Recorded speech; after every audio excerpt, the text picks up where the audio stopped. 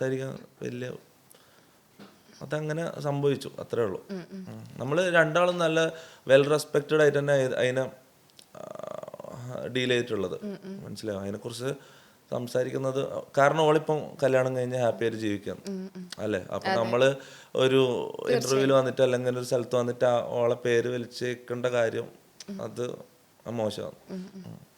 Okay. അപ്പം ഇപ്പൊ തൊപ്പിക്കെന്ന് പറഞ്ഞാല് പണ്ടത്തെ തൊപ്പി പോലെ അല്ലല്ലോ, ഒരുപാട് ആൾക്കാർ ഇഷ്ടപ്പെടുന്ന ഒരാളാണ്. അപ്പൊ തൊപ്പിക്ക് ഇൻസ്റ്റാഗ്രാമിലൊക്കെ ഒരുപാട് ഫാൻസ് ഉണ്ടാവും. അപ്പൊ അതുപോലെ എന്താ പറയാ, ഒരുപാട് പ്രപ്പോസൽസ് വരുന്നുണ്ടാവും ഇൻസ്റ്റാഗ്രാമിലൊക്കെ. എങ്ങനെയുണ്ട്, പ്രപ്പോസൽസ് വരുന്നില്ലേ? വരുന്നുണ്ട്. അങ്ങനെയല്ല, അങ്ങനെ വരുന്നില്ല. ചില ആൾക്കാർ വിചാരിക്കുന്നുണ്ട് ഡെയിലി പ്രപ്പോസൽസ് വന്നോണ്ടിരിക്കുന്നത്. അങ്ങനെയൊന്നുമല്ല, മാസത്തില് 2 മാസത്തിലൊരിക്കലും. പിന്നെ തൊപ്പിക്ക് ചിലപ്പോൾ മെസ്സേജ് അയക്കാൻ പേടിയായിരിക്കും. തൊപ്പിയുടെ ഇൻസ്റ്റഗ്രാമിലോ ആരാണ് ഇത് വായിക്കണമെന്ന് പറയാൻ പറ്റില്ലല്ലോ. അതുകൊണ്ടായിരിക്കും, ചിലപ്പോൾ അതുകൊണ്ടായിരിക്കും തൊപ്പി. പല പല ആൾക്കാരും ചിന്തിക്കുന്ന ഒരു കാര്യമുണ്ട്.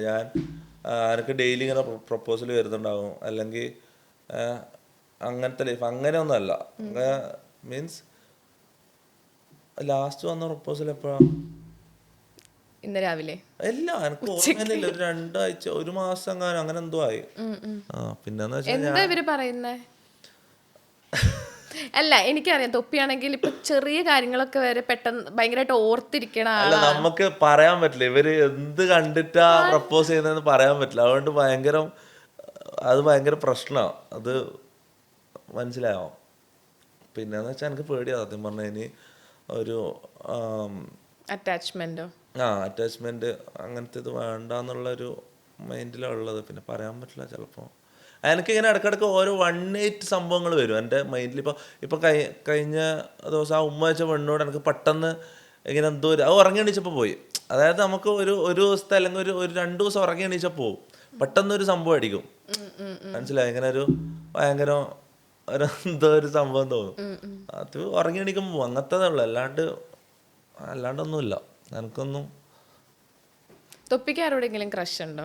അതാ ഞാൻ പറഞ്ഞത്, എനിക്ക് ക്രഷ് തോന്നിയതെല്ലാം ഒരു ദിവസം ഉറങ്ങി എണീച്ചാൽ 2 ദിവസം ഉറങ്ങി എണീച്ചപ്പോൾ ലോങ് ടേം ക്രഷ്, അല്ലെങ്കിൽ ഇങ്ങനെ കുറെ കാലം ഇയാളുടെ കൂടെ എനിക്ക് ജീവിക്കണം എന്ന് തോന്നിയത് ഓൾ തന്നെയായിരുന്നു. പക്ഷെ ഇത് മീൻസ് അതിന് കുറെ കാരണങ്ങളുണ്ട്. മീൻസ് ഇത് ഞാൻ പറഞ്ഞില്ലേ, എൻ്റെ ഫ്രണ്ട് ഫസല്, ഓനുമായിട്ട് കുറെ ഇതുണ്ടായിരുന്നു. ഇവക്ക് കുറെ സാമ്യത ഉണ്ടായിരുന്നു. ഓൻ സംസാരിക്കുന്ന പോലെ ഇവള് സംസാരിക്കുക.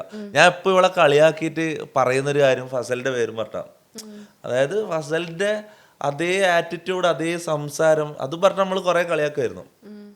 ബാക്കി എല്ലാവരും ഉണ്ടെങ്കിൽ പറയാനൊരു രസമായിരുന്നു. മീൻസ് ഷമീറിനല്ലാതെ അറിയാം. ഷമീർ മുന്നിനായാലും പോഡ്കാസ്റ്റ് ആയിക്കൊണ്ട് ഒറ്റയ്ക്ക് ഇരിക്കാൻ പറ്റും.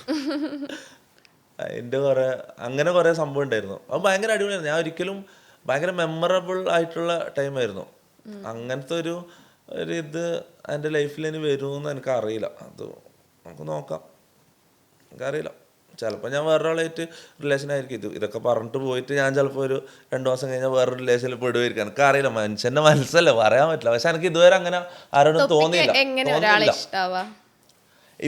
ഇപ്പത്തെ എൻ്റെ കോൺസെപ്റ്റ് എന്ന് പറഞ്ഞാൽ ഞാൻ നേരത്തെ പറഞ്ഞില്ലേ, ഇൻട്രോവേർട്ട് ആയിട്ടുള്ള ഒരാള്, അല്ലെങ്കിൽ അധികം സംസാരിക്കാത്ത ഒരു അതെന്തോ എനിക്ക് എന്താന്ന് എനിക്ക് അറിയില്ല. എനിക്ക് അങ്ങനെ ഒരു വിചാരിച്ചിട്ടാണോ? സംഭവം വന്നു. അല്ല, ഇപ്പൊ തൊപ്പി ഒരുപാട് സംസാരിക്കുന്ന ആളല്ലേ?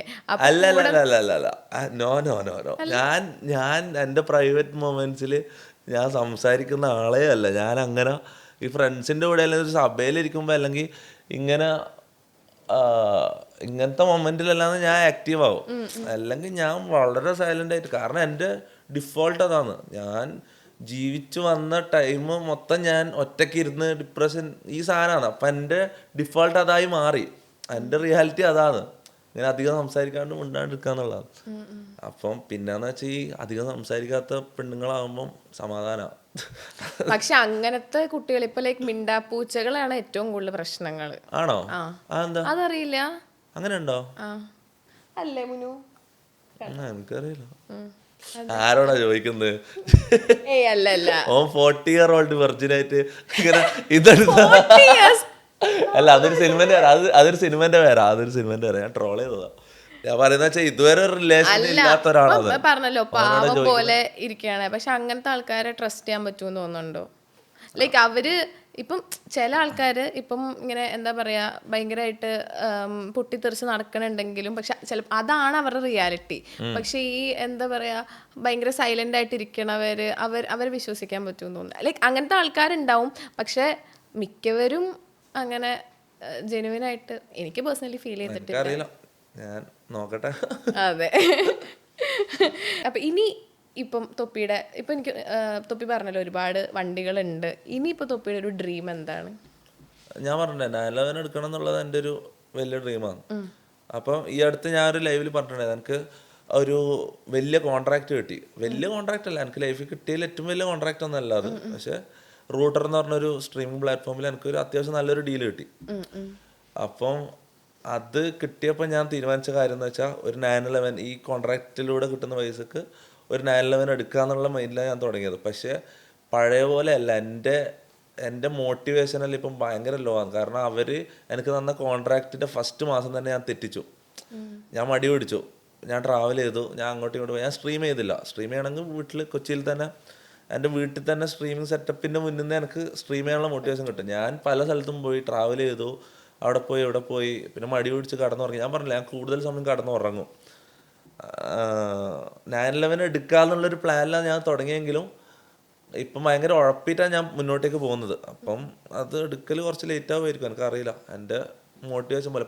കാരണം വെച്ചാൽ പണ്ട് എന്ന് പറഞ്ഞാൽ ഭയങ്കര മോട്ടിവേഷനാണ്, ഞാൻ അങ്ങനെ മടിച്ചിരിക്കൂല, എന്തെങ്കിലുമൊക്കെ ചെയ്തുകൊണ്ടിരിക്കും. ഇപ്പം എന്ന് പറഞ്ഞാൽ എന്തോ ഒരു റിലാക്സ്ഡ് ആയി മൊത്തത്തിൽ.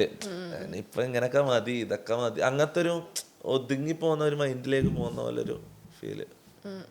ഒരു കണക്ക് നല്ല ജീവിക്കാൻ ഇതാ നല്ലത്, സമാധാനം. ലൈക്ക് തൊപ്പി എങ്ങനെയാണ് കൂടുതൽ പൈസ സേവ് ചെയ്ത് വെക്കുന്ന ഒരാളാണോ അതെയോ ലൈക്ക് ഭയങ്കരമായിട്ട് ഓവർ സ്പെൻഡ് ചെയ്യുന്ന ഒരാളാണോ? മണി മാനേജ്മെന്റ് എങ്ങനെയാണ്? മണി മാനേജ്മെന്റ് എൻ്റെ വളരെ വളരെ മോശമാണ്. ഞാൻ പല കാര്യങ്ങളിലും പല രീതിയിൽ ഇൻവെസ്റ്റ് ചെയ്ത് പല പൈസ, ഞാൻ കളഞ്ഞ പൈസൻ്റെ എണ്ണം എടുത്തു നോക്കിയാൽ അതിന് കയ്യും കണക്കും ഉണ്ടാവില്ല.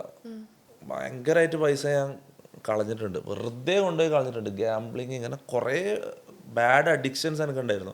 ഇപ്പം അങ്ങനെയൊന്നുമില്ല. ഇപ്പം ഞാൻ എൻ്റെ മുന്നിൽ കുറച്ച് റെസ്പോൺസിബിലിറ്റീസ് ഉള്ളതുകൊണ്ട് ഞാൻ ഇതൊക്കെ നിർത്തി. ഇങ്ങനെ ബാഡ് പ്ലേസിൽ ഇൻവെസ്റ്റ് ചെയ്യുന്ന പരിപാടികളെല്ലാം നിർത്തി. ആവശ്യമില്ലാണ്ട് ദൂർത്തടിക്കൽ എല്ലാ പരിപാടിയും നിർത്തി. കാരണം എൻ്റെ മുന്നിൽ ഇപ്പം എൻ്റെ ഗ്യാങ് ഉണ്ട്. ഇവരെല്ലാവരും കാരണം ഇപ്പം വീട്ടിലുള്ള 8 പേരുടെയും കാര്യങ്ങളെല്ലാം നോക്കുന്ന, ഫുൾ ചിലവുകൾ എല്ലാം അവരുടെ കാര്യങ്ങൾ, അവർക്കുള്ള സാലറി, എല്ലാ കാര്യങ്ങളും നോക്കുന്നത് ഞാനാണ്. അപ്പം എൻ്റെ മുന്നിൽ ഇവരൊരു സ്ഥലത്തേക്ക് എത്തിച്ചു വെക്കണം എന്നുള്ള ഒരു ലക്ഷ്യമുണ്ട്. അപ്പം ഞാനങ്ങനെ ബാഡ് ഹാബിറ്റ്സ് ഒന്നും ഇപ്പം ഇല്ല സത്യം പറഞ്ഞാൽ. ഇപ്പം മണി മാനേജ്മെൻറ്റ് എങ്ങനെ നന്നായി വരുന്നു.